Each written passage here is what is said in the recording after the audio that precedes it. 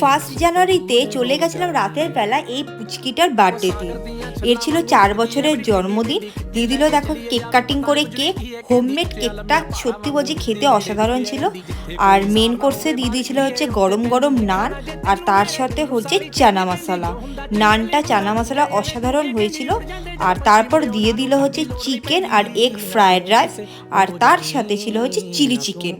অসাধারণ ছিল সবকটা রান্না বান্না, আমার তো খুবই ভালো লেগেছে।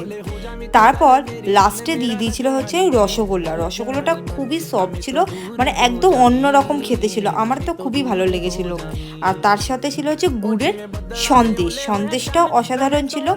সবকটা খাবার আর মিষ্টি আইটেমগুলো সত্যি বলছি ভালো হয়েছিল। আর পায়েসটা তো অসাধারণ বানিয়েছিল, মানে অপূর্ব। পায়েসটা খুব সুন্দর করেছিল, আমার তো খুবই ভালো লেগেছে। তো পায়েসকে আজকে ব্লগটা আমি এখানেই শেষ করছি। আজকের মতো টাটা।